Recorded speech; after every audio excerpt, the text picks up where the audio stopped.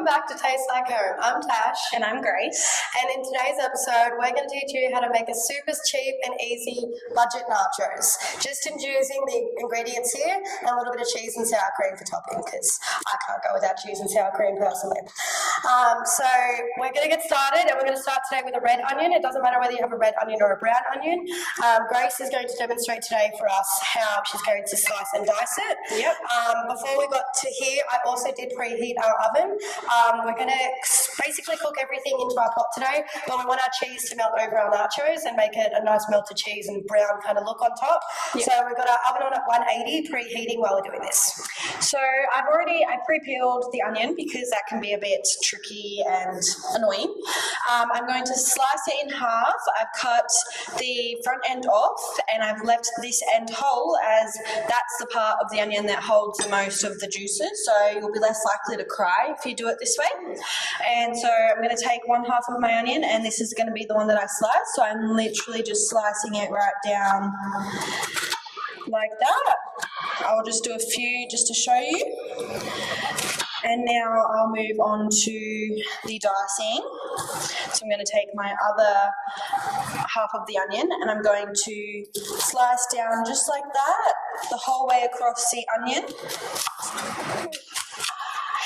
And then what I'm going to do is halfway through the onion, I'm going to slice through the middle. Yeah, be very careful. Very careful. As well on top of the onion for this part, so you don't go and cut your fingers. Yes, always be mindful when using a knife. And then I'm just going to slice down again, just like that. And as you'd be able to see, it's created those little dices. Beautiful. So I'm going to move our pot over into the heat for now. We've just got our pot over at a medium heat, and I'm just going to use regular canola oil over here and put some in our pan so you don't have your onion sticking. We're dicing half of our onion for cooking to go in with our bean mix, and then we're also going to use the other sliced half for topping as well. So that's why we're slicing half and dicing half. Up to you and how much onion you like cooked or raw, and if you like more raw or cooked, you can change your amounts. Can you put that over now? Yep, amazing. Thank you, Grace. Beautiful. Stunning. Okay, so she's going to finish off those. What I'm going to do is I'm just going to slowly stir our onion around every 30 seconds or so and let it cook until it's about soft. It'll probably take about 5 minutes. We'll check back in 5 minutes and I'll let you know what it looks like. Okay, so it's been about 4 or 5 minutes or so. As you can see, my red onion has turned into like a light purpley kind of colour, and you can see it's getting quite golden brown as well. You can tell by the smell as well. It's putting a beautiful smell in here. If you've got any minced garlic at home, Grace and I will always put minced garlic in with our onion as well. Gives it a nice kind of flavour. So what we're going to add in now is we're going to add in our beans. What I've done is I have slightly drained my beans first. They can get kind of like a liquid in there as well, so if you want to drain them first before adding them in. Before I do that though, I'm going to reduce my heat to a low heat. So I've got mine down to the lowest because your tomatoes and your beans, they don't really need to cook too much. It's more just kind of getting heated together and that flavour kind of coming together. So I'm going to open our beans and put them in there. And maybe, Grace, do you want to give it a stir while I do that? Beautiful. And then we've also got our crushed tomatoes here as well. So I will. Oh, I'm having a little bit of an issue with our crushed tomatoes. I'll come back with a jar that will open. Okay, thanks to Grace and a can opener, we have got our crushed tomatoes opened an alternative way. Thank you, Grace. That's all right. Okay, so we've got our beans on low heat in here with our onion. I'm going to pour through our crushed tomatoes. And then we're just going to stir that through, casually stirring every 30 seconds to a minute. And just want to leave that on a low heat to heat up a little bit and kind of the flavours combine a bit more.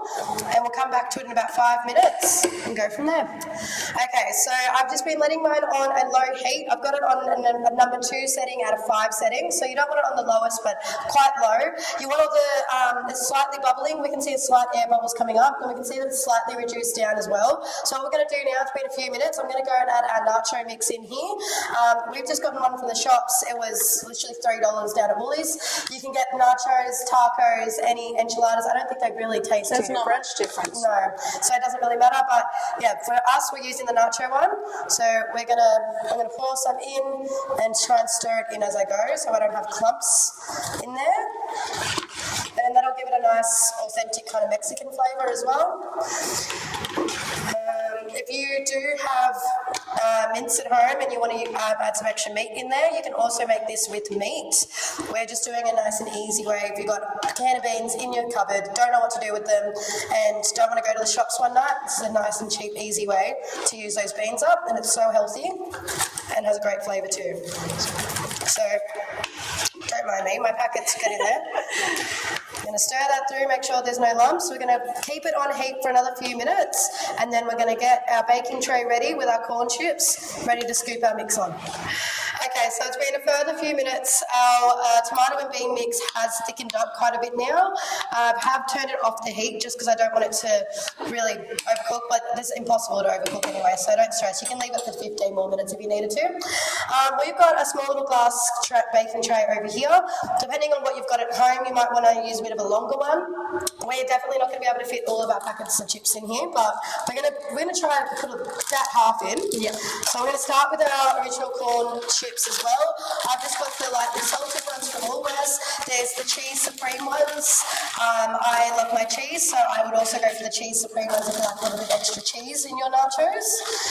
So we've got a nice kind of even layer of corn chips there. Thank you, Grace. That's all right. Up to you. Me and Grace love our cheese. So we are going to put a little bit of cheese on top of our chips before putting our hot bean mix on. That way you're going to have a layer of melted cheese under the rest of your beans. And an extra cheese to me is no problem ever, especially with nachos. You can never have too much cheese. I agree. Should we just use the whole bag? We have to topping to go. We might use the whole bag, we'll see.